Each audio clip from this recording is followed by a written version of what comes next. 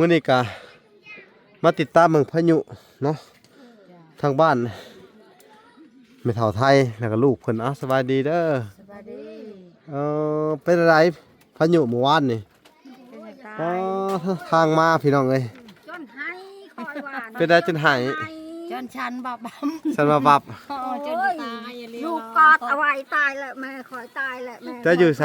พุ่นไปอยู่ตารางนั่นไปอยู่ตารางเล่าทหารอยู่ไปเป็นไหนยันมันโจมมาไปมันบ่โจมดอกปูพื้นอย่างดีไปอยู่ตารางเล่าพูชาวบ้านเต็มอยู่หันหมดเลยเต็มนะฮันขันตายกับบ่แม่นน้อยหมดบ้านตายหมดบ้านเลยตายหมดบ้านเอ้าคอยว่าพอทางเนื้อหันช้ำนี่มันตกมักหินมักเฮ็บมันเฮ็บช้ำนี่เขาว่ามันตกทางนั้นทางคอยไปเห็นแต่เห็นนะโอ้ขาวจังเท่าเดียวข้าวคือพายทางนี้โทษเขามาคักแล้วนี่บ่เฮือนอันน้อยกระต๊อบอันอยู่จังได๋ซะกระต๊อบอันนี้บ่กระต๊อบอันเฮือนอันสาวบุญมีนั่นแหละต่างคนต่างไปเล่นบ่พากันเห็นยังอันนี้ฮะ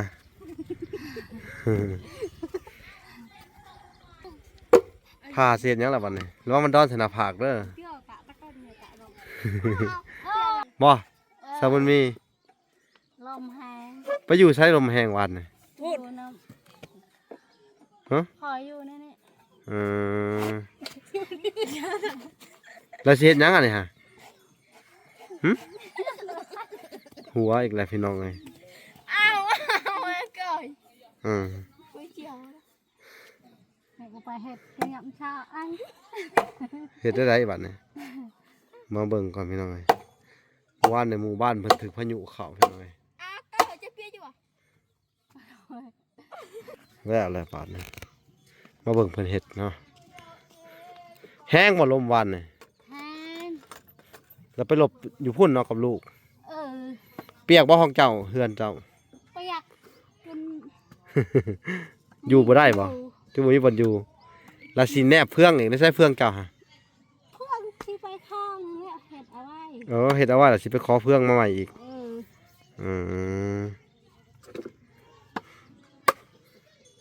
นี่น้องเบิ่งเพิ่นเฮ็ดมื้อนี้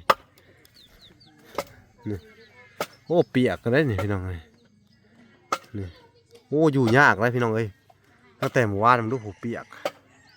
ก็สุ่มแฉะมาเลยนี่เท่านี่มีบนอยู่เลยพี่น้องเอ้ยเป็นแต่สงสารเพิ่นพี่น้องเอ้ยเสียใจได้ระบาดเนี่ยเปียกเปื้อนไปเลยเนาะสาวบุญมี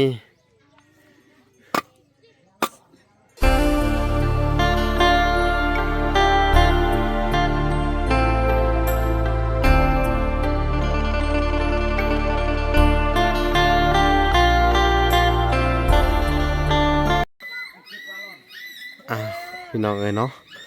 กับสบายดีพ่อแม่พี่น้องมาเบิดสู่ขู่สู่คนพี่น้องเอ้ยเนาะกันยินดีเข้าสู่ช่อง YouTube บละสายบุญคุณธรรมคือเก่าพี่น้องเอ้ยเนาะเช่นเก่าเช่นเคยพี่น้องเอ้ยเนาะทักทายสบายดี FC ทางฝั่งไทยและ FC ทางฝั่งลาวและ FC ทางต่างประเทศนำเด้อพี่น้องเอ้ยที่รับชมบละอยู่เนาะมื้อนี้ก็มาติดตามเมืองพายุเนาะทางบ้านแม่เฒ่าไทยแล้วก็ลูกเพิ่นสบายดีเด้อสบายดีเป็นอะไรพายุเมื่อวานนี่ทางมาพี่น้องเอ้ยจนให้คอยหวานเป็นได้จนหายจนฉันบับฉันมาบับจนตายลูกกอดเอาไว้ตายแหละแม่คอยตายแหละแม่จะอยู่ไสพุ่นไปอยู่ตารางนั่นไปอยู่ตารางเล่าทหารอยู่ไปเป็นไหนยันมันโจมมาไปมันบ่โจมดอกปูพื้นอย่างดีไปอยู่ตารางเล่าพูชาวบ้านเต็มอยู่หันหมดเลยเต็มนะฮันขันตายกับบ่แม่นน้อยหมดบ้านตายหมดบ้านเลยตายหมดบ้านเอ้าคอยว่าพอทางเนื้อหันช้ำนี่มันตกมักหินมักเฮ็บมันเฮ็บช้ำนี่เขาว่ามันตกทางนั้นทางคอยไปเห็นแต่เห็นนะขาวจังเท่าเดียวข้าวคือพายทางนี้โทษเขามาคักแล้วนี่บ่เฮือนอันน้อยกระต๊อบอันอยู่จังได๋ซะกระต๊อบอันนี้บ่กระต๊อบอันเฮือนอันสาวบุญมีนั่นแหละ ต่างคนต่างไปเลยบ่ เจ้าบ่เว้า ว้า เจ้าก็บ่ ว เปียกหมด นี่เมื่อวานนี่พักกันอยู่สิเลยในเล่าตัวนี้เล่าตัวนี้มันพังดินเนาะแต่บ่กล้าอยู่เฮือนเอง อันนี้ก็อยู่ได้เป็นหยังดอกเขาไปอยู่ตารางนี่ ก็รู้ว่าแต่ไม่ขังอยู่นี่แบบเอาแห้งๆ แห้งเข่าติ แห้งเขาไปเลยเขาว่าบ่อยู่ได้บ้าน ไปอยู่รวมกัน อยู่นำกันขอตายก็ตายหมดบ้าน มีเฮือนพันเนี่ยไปนี่บ่มีบ่ ฮะ มีเฮือนพันเนี่ยไป เพื่อนอันนี้เพื่อนอันนั้นคุมตัวนั้นนี่ บ่ นี่กัน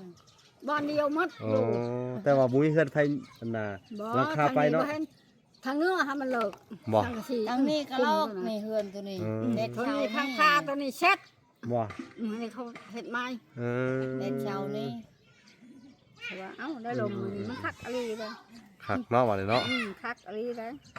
แห้งอะลีเขาเบิ่งว่าเนี่ยก็ได้ แห้งมาแห้งจะไปเบิ้งใหม่ทางนั้นอยู่โอ้ย ล่มเบิด มันหัก อันนี้ไปตัดใหม่ไหมเอ้ยมันว่าใหม่ลมขนาดทางนั้น บ่ มันแห้งทางนั้นมันมีทางอ้ายมัน ช้ำกระโพยช้ มันหัก ำช้ำนี่ ทาง ช้ำ นั้น นี่ มื มื ด ด มันแป้น มันฮักไปเป็นลาวเลย โอ้ย เป็นก อั บ นบ้านทับยี่หันผู้เฮียนมืด เบิดหลังเลย มืดลังแล้ว เอ ตอนนี้ยังจักดี เบิดตะยานแท้แล้วสิมาเจ้ยเสียงหึมๆอยู่นี่ มากับคัน เมื่อกี้นี่ตกแห้งบ่ภาษาเมื่อกี้นี่ แห้งเต้า เนาะตกต่อเนื่อง2มื้อติดเลยเนาะ เจ้ามันบ่มีลม นี่น้อง ก็ลงไปอยู่ในหันน่ะคนเต็มมานั่นแหละ โอ้เดี๋ยวสิไปติดตามเบิ่งเฮือนหลังนั้นอีกไม่เท่าเอ้ย ไป เฮือนหลังน้อยๆนะเขามาอยู่ในบ้านไม่เท่าไทยกับบ้านทางสาวบุญมีพี่น้องเอ้ยพุ่นท่านน่ะก็เฮ็ดเฮือนอยู่ฮะนี่น้องเอ้ยนี่พากระจาดมันอุ้มไปพี่น้องเอ้ยนี่อุ้มพากระจาดไปสาวบุญมีอยู่จังไดหลับบ้านนี่พี่น้องเอ้ยจะติดตามมึงก่อน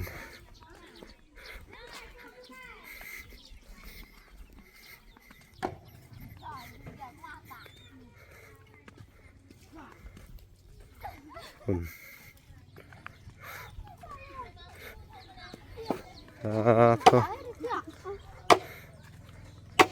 พากันเห็นยังอันนี้ฮะ สวัสดีสาวบุญมี สวัสดี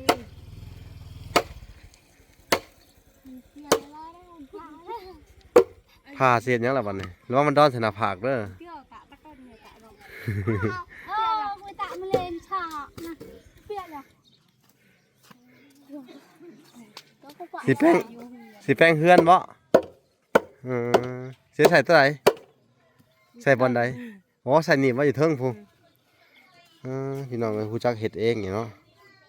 เบิ่งเจ้าจับเขาสิเคาะให้เอ้าแต่ย่อคือดูแหละบ่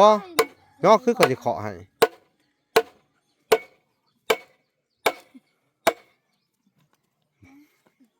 เบิ่งเขาสิเคาะให้ วันลมเกือบเต็มนึงที่ไฟหมด ฮะเมื่อวานนี่นะลมแห้งบ่วานนี่ ลมแห้ง บ่สาวบุญมี ลมแห้ง ไปอยู่ใช้ลมแห้งวานนี่ พูด ฮะ พออยู่นี่นี่ เออแล้วสิเฮ็ดหยังอ่ะนี่ฮะหึหัวอีกแล้วพี่น้องเอ้ย อ้าวมาก่อย อืม ก๋วยเตี๋ยวให้กูไปเฮ็ดเตรียมชาไอ้ เฮ็ดได้ไดบัดนี้มาเบิ่งก่อนพี่น้องเอ้ยว่านในหมู่บ้านเพิ่นถึกพายุเข้าพี่น้องเอ้ย อ้าวก็จะเปรี้ยวอยู่อ่ะ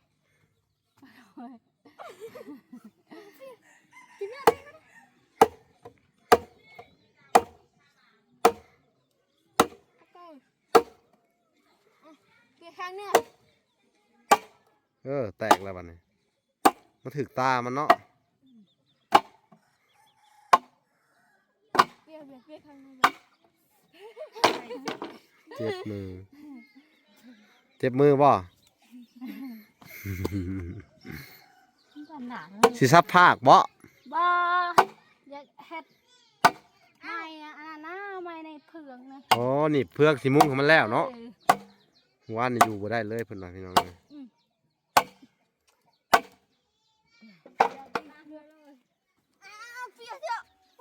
บน้อยน้อย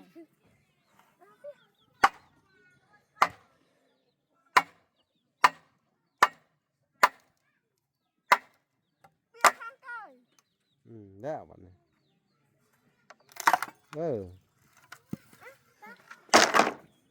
ตาจ้วยค่ะ แล้วอะไรบาดนี้มาเบิ่งเพิ่นเฮ็ดเนาะแห้งบ่ลมวันนี่ แฮน แล้วไปหลบอยู่พุ่นเนาะกับลูก เออ เปียกบ่ห้องเจ้าเฮือนเจ้า ประหยัดเป็น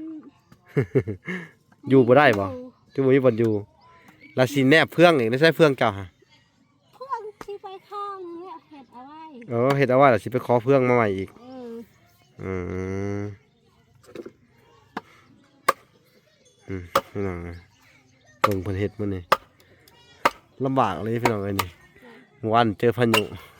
ต้องไปอยู่พุ่นเนาะส่วนแม่เฒ่าไทยพี่น้องเอ้ยไปอยู่ในเล่าตอนนั้นเพิ่นว่าคนเบิดหมู่บ้านพี่น้องเอ้ยพายุเมื่อวานนี่เนาะทางน่ะเห็นแต่ลมมาพี่น้องเอ้ย เห็นที่หลง อ่า มันเลยพ่นมันเลยต้ม บ่แต่ทางสุเจ้านี่ได้ข่าวว่ามันเลิกหลังคาเฮือนไปก็มีเนาะ อืม อืมเป็นตะยานแท้เอาจะจับมาไม่สิตอกให้มาดูอันนี้สิเฮ็ดอะไรซื้อเนาะ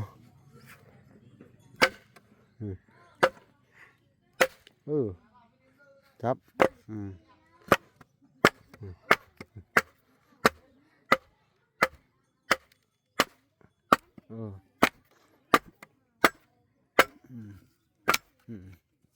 เอาได้แล้วบัดนี้ทิกใช้อีกบัดหนึงมาจับอีกอันหนึงจับได้แล้วบัดนี้ฮักบัดนี้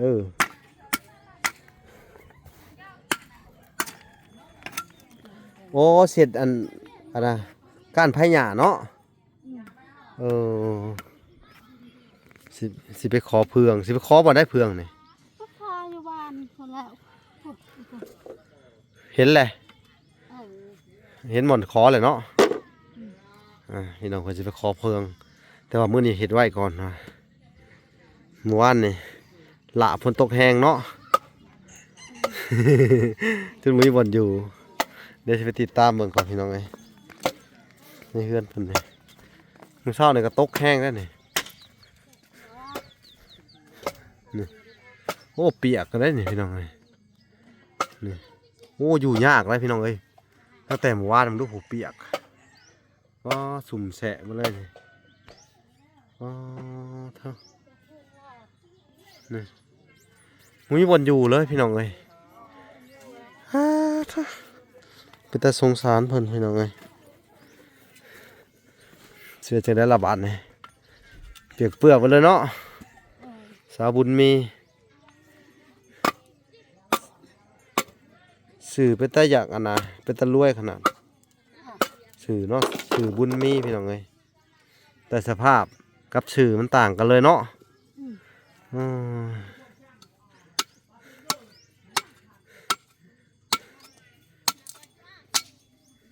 สื่อบุญมีแต่กำบังว่าซั่น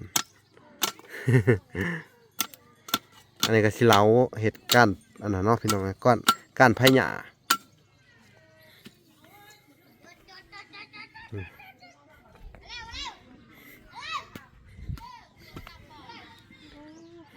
เจ็บมือบ่เลยเอาไม้เด้ขอเอาโอ้สิไปเห็ดก้านตัวนี้เนาะนี่ก้านไผ่หญ้าตัวนี้เนาะพี่น้องเห็ดนี่เป็นว่าไผ่ตัวนี้แหละเป็นว่าไผ่หญ้าสิแหละพี่น้องนะ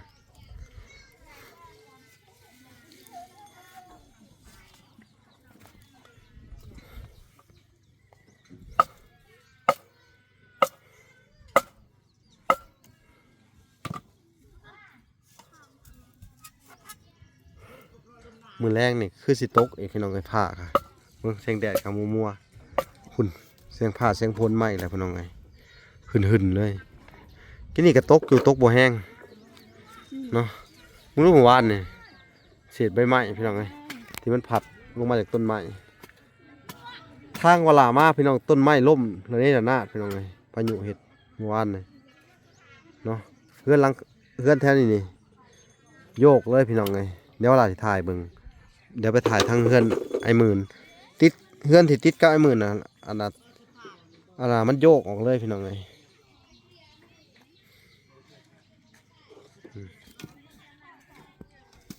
ไม่เท่าไทยกันอย่างมาพอดีเลยเนาะสวัสดีอีกที่นึงไม่เท่าเป็นจะได้แหละบาทนี่อันเมื่อวานนี่เพิ่นพากันไปอยู่ในไสนะไม่เท่าแต่ว่า ตอนนี้ไม่ปอดปะเนาะมา เพิ่นก็ว่าบ่ค่อยเป็นปานใดพี่น้องเอ้ยต้องไม่เท่ามาสอนเนาะอันนี้เพิ่นสิเฮ็ดอันน่ะพญาบ่เฮ็ดกับพญาเนาะ ไอ้หน้า นี่พี่น้องเอ้ยมันหัวได้ฮะเข้าเบิ่งบ่เป็นเลย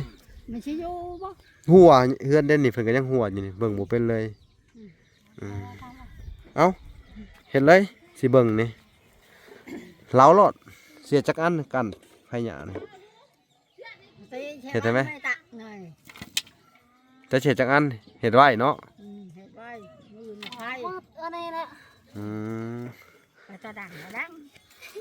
เฮ็ดเบิดนี่นะ กระตอบข้างในหอยบอลหู มีแต่หัวเนาะ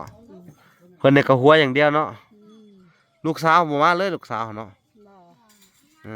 ม งัวอยู่นะพอมัน สงสัยบ่มาแล้วจ้ะ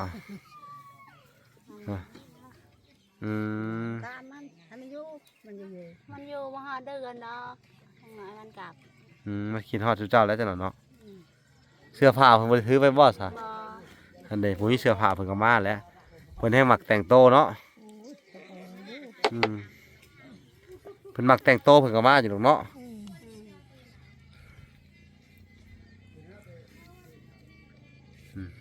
เฮ็ดรอดเฮ็ดนี่น้องเหลาอะไรบ้านเนี่ยลูกสาวคนหนึ่งไปใช่แหละค่ะเป็นผมยาวกระดิ่นตามภาษาเด็กน้อยเนาะเฮ็ดแต่เว้นเนี่ยพุ่นบ่เนี่ยฮะเฮ็ดแต่เว้นเนี่ยพุ่นบ่เนี่ย ตาตั้งไงเนยไม่ตาบ่ถ้าก็เฮ็ดเดี๋ยวนี้ ฮักก็เฮ็ดเด่นนี่พี่น้องเอ้ยอันนี้หนึ่งเข่าแล้วแหละเนาะหนึ่งด้วยเหรอ แต่จะได้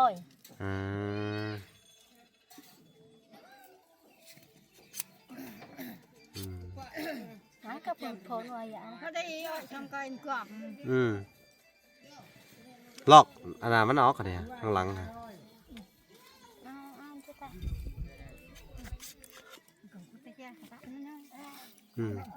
ลอกคมมันออกนะฮะเห็ดเองทุกอย่างเนาะลำบากเนาะหมูเห็ดเองกับหมูไผเห็ดให้จะเชื่อว่าอย่างไรเนาะพี่น้องนะครับไม่เท่าเอามาสอยเพิ่นละมันคอยจะเรียกเห็ดตัวนี้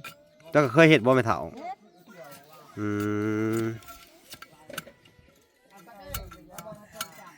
ขอแต่มีหยาก็เห็ดได้อยู่ดอกเนาะ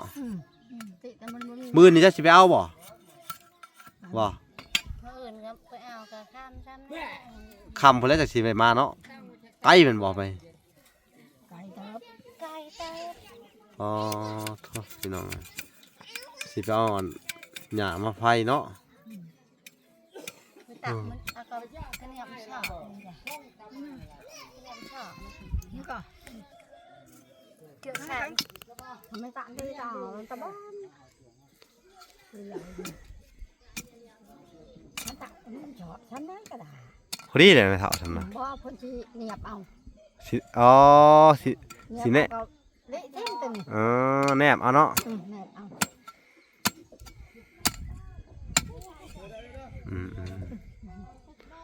แซงเพื่องเลยต้องแบ่งมาไกลอะไรเนาะป้อพี่น้องเอ้ยมื่นเพื่อนว่าสิไปเอาเพื่องมาแนบเอามาเห็ดใส่ต้นนี้เนาะก็ให้ชอบจ้ะ นี่ ในตัวก้อยเถอะน่ะ สนากะเนาะไม่เท่าสนากะเจ้ากะถ้าว่านึกว่าได้เฮือนกับเจ้าผู้หนึ่งอีกเนาะ เจ้า ลำบากเองกันนี่ โอ้ย ยบางหันคอยสิลำบากลูกเอ้ยเดี๋ยวนี้เขาไปลำบาก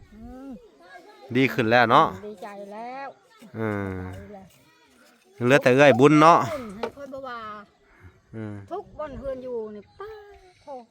ลำบากเนาะฉะนั้นหัวใจน้ำพ้นมาสิจักสิไปหลบไปลี่ใส่อยู่ในใส่จักสิไปลี่ไม่ใช่บ่นอนแล้วมันลำบากมันบ่นั่นแหละลำบากเลยนะเนาะอันนี้ดีใจแล้วลูกเอ้ยอยู่ไปว่าวน้ำมูกับมวนตะกี้ว่าวน้ำมูกับมีแต่น้ำตาเป็นอะไรสามีได้สักคือกันบ่ฮะใจภายใจมันคือกันบ่เจ้าก็ได้เสียได้ละบาทนี่สู่ไปเด้อไปเอาหญ้ามาไผเอามืออื่นเด้อสู้ต่อไป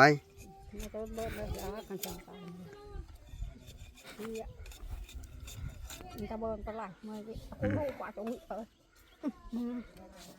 เสียดอันไม่แนบเพื่องพี่น้องเลยคือบ่ไฟเอามันจะได้หลายไฟมันชันนะลิเพื่อเดี๋ยวนี้มันชันนะลูกเก่าได้หันแต่เก่าพี่อันนี้เพื่องเขาปั่นนะเรือเพื่องอะไรเนี่ยเพื่องเขาปั่นใช่ไหมเห็นได้เอามันแนบอันนี้เขาพาดเอาเขาจะได้เขาพาดเอาเขายกมือเฮือนมือฉานพาดเอาใครแน่ตัวนี้ยังมีเนาะแต่ว่าเจ้านี่ไปซื้ออันนั้นหรือไปขอไปขอเนาะแรงก่อนยังเพิ่นยังมีอยู่เนาะเอ้ยน้องจะขอได้เอ้ยน้องจังขอได้เฮ็ดใส่เด้อเจ้าก็ได้เฮ็ดให้ใช้เฮ็ดให้ลำบากอะไรเนาะค่อยๆจะคือกันแล้วกันถ้าเดี๋ยวนี้เพิ่นมาเฮ็ดให้มุ้ยไผเฮ็ดให้เนาะลูกผัวกับบ่มีตายแล้วพี่น้องเอ้ยบาทนี่แถมยังอันว่าเขาบ่ค่อยเก่งอีกว่าเนี่ยเอ้าสอนเพิ่นแน่เอาเว้ยเดี๋ยวจะมานำถ่ายเถิงก่อนใส่ตักเอาเบิ่งมันก่อน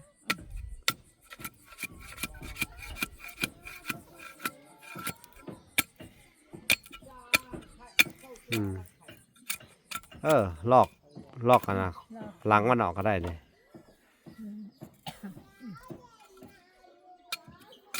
จะไปอันที่รักตักเนี้ยก็ได้ให้เกียบนะทำมาแค่ให้ได้ถ้าน้องสามแต่เห็นมันก็ดังดังชานี่เนี่ยตัวมันทำตะเบิดเรื่องไม่ได้คุยเทียมชาป่ะใครในตลาดยังหูจักเห็ดเนาะไม่เท่าว่าใครแต่เพิ่นนี่ยังหูจักเห็ดเนาะเพิ่นไผ่เองเพิ่นได้นอนไม่เท่านี่ไผ่เองไผ่กับไผ่คือกันคอยได้ทั้งยามนั้นจะให้ลูกไปเกี่ยวพุ่นเกี่ยวจะทักนู่นพุ่นบ่จะใช้รถเข้าพี่น้องอยู่พุ่นให้เขามาชงสิไผ่ได้สิมังเฮือนนะจะบ่มั่งแต่หลังคามแล้วก็มุ้งไม้เด้อสิมุ้งไม้คันใดหญ้าเลยสิมุ้งไม้เฮ็ดเป็นเฮือนครัวเนาะน้ำพุ่นเนาะกำลังตั้งน่ะเฮ็ดเป็นเฮือนครัวเฮ็ดเป็นครัวสบายแหละบ้านอยู่บ้านนอนก็มีบ้านนึงนี่พี่น้องเฮือนซ่านแถวนี้ก็สิเป็นประมาณนี้แหละเนาะนี่เฮือนหลังนี่กะเฮือนอ้ายเพิ่นนี่ก็มุ้งหญ้ากันแล้วนี่หลังน้อยๆเนาะเขากำลังสิเฮ็ดเนาะเฮือนอ้ายเพิ่นนี่ก็ได้ยังมาท่านใดเงินหลายอยากไทยอยากซื้อสักสอบสักที่แม่นแล้วข่อยเป็นข่อยไปแล้วสิเพิ่นน่ะก็ได้คือลาวนี่หาบ่มีหยังเลยแหละพี่น้องเอ้ยมีแต่มือเป่าคือกันกับข่อยแล้วอยู่ที่ได้ใช่เปียกไปเลยเนาะเฮือนเราอย่างนี้ก็ได้ฝนตก2 มื้อนี่มื้อแรกนี่ก็หึมๆมากเลยพี่น้องเวลาเขามากับรถเปื้อนมาเลยเขามากับบุรีไปติดผลอยู่ทางบ้านบัวสีจะได้เขามาพี่แล้วก็เลยมาเขาว่าพายุเขาทางบ้านทุกเจ้าเลยมาอีกแล้วก็มาเบิ่งอีกพี่น้องเอ้ย บ่จะเห็นนาลีแล้ว นี่แหละชาวบ้านก็พากันไปอยู่แล้วก็ นี่ เล่าน้อยๆน่ะเนาะ ก็พาอันนี้ก็หมดนี่ มันเลิกไปไหน มันเลิกไปพาเพื่อนนั่นก็หมด มันเลิกไว้ฮะ อาโกดไปยก ปิ้ววงไปเลยเนาะแต่ละเฮือน อืม พากันเฮ็ดใหม่เบ่เลยแต่มื้อนี้เนาะ เขาเฮ็ดมื้อนี้ฮึบๆอยู่ อ๋อเถอะ ฉันก็บ่มีบ่อยู่มื้อนั้นเอาไป แม่นแล้วต้องพากันเฮ็ดแหล้ว อืม อยู่บ่ได้แล้วเนาะ อืม อืม คันไม่เสียบมันสิตะปืดพอดีจำก่อน อืม ฉันก็แจ๊บมาหน่อยระเบิ้ลมาหน่อยระเบิ้ลให้เสียบอันกล้อง แนะนำเราหน่อยเด้อแม่เฒ่า อืม จะได้ดูเราเลยทั้งเซาไหนก็ได้ทั้งเอื้อยอันบุญมีเนาะตะกี้เพิ่นปากได้อยู่แม่เฒ่าเนาะแต่ว่าเพิ่นว่าเพิ่นไปเพิ่นดีแหละกลับมาแล้วปากบ่ได้แม่นเนาะ ป้าก็ซ้ำนั้นแหละลูกเอ้ย อืม บ่ยกเอาแต่ความเองก็บ่ชุด อืม ความระเทิงบ่ชุดจะสิว่าอะไรคนอันนี้ ยากเนาะ คอยว่าคน70 70เลยบ่เนี่ย สมบิเขาอยากว่าคน อืม 70 ลูกหลานลูกเพิ่นแฮงไรเนาะ อืม อ่าลูกเพิ่นนี่70 80นี่เนาะ อืม ทั้งแม่เพิ่นก็มีแต่ทานแต่หยังกับหัวพี่น้องไอ้หัวอย่างเดียวอารมณ์ดีเนาะ เมื่อยบ่ฮะ คันเรียนเนาะตาเตจะเรียนแต่ อ๋อเมื่อยจะบ่เอ้ย ไปให้ เอ้ยมีเมื่อยบ่ หน้าโบสถ์ บ่บ่เมื่อยสู้ๆซะอ้ายพี่น้องเอ้ยลำบากแล้ว ป้าให้แก้เตี้ยจะป้าฝืน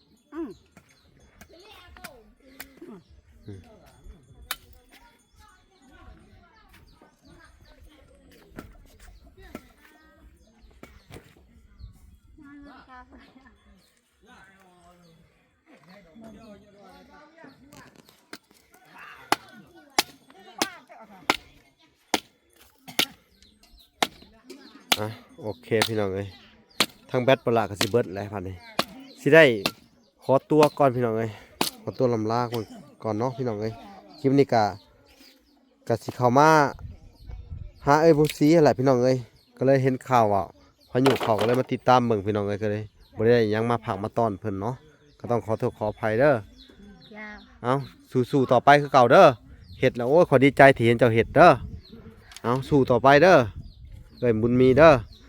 ทางวลาก็สิมาติดตามมึงเพิ่นใหม่พี่น้องเอ้ยเนาะก็สิซอยก็ซ้ำซอยได้แหละพี่น้องเอ้ยเนาะหัวงบประมาณก็ยังบ่มีพี่น้องเอ้ยเนาะจักสิเอาหยังมาซอยเพิ่นพี่น้องเอ้ย ได้พูด เนาะ บ่มาแล้วพูด ใครที่เอ็นดูเมตตาสงสารเพิ่นพี่น้องเอ้ยเนาะอยากซอยให้เพิ่นมีกระต๊อบอยู่บ่หรือมีมุงหลังคาดีๆพี่น้องเอ้ยก็คงสิดีไปเนาะพี่น้องเนาะอันนี้ก็ได้เฮ็ดจังไดพี่น้องเราก็ได้แต่มาถ่ายแล้วมาอัปเดตเบิ่งเพิ่นพี่น้องเอ้ยนี่แหละก็ต่างมาเยี่ยมมายามทั้งแม่เฒ่าไทยแล้วก็ทั้งไอ้หมื่นนำแน่เฮาสิกลับก่อนเด้อแม่เฒ่าเด้อ เจ้าลูกเจ้า เอาดูแลตัวเองเด้อ เจ้าไป สู้ๆเด้อเอา เท่านี้กะพ้นตกพ้นห้ามคือข่อยเว้าเลยเด้ออย่าอยู่เด้อพี่น้องเอ้ย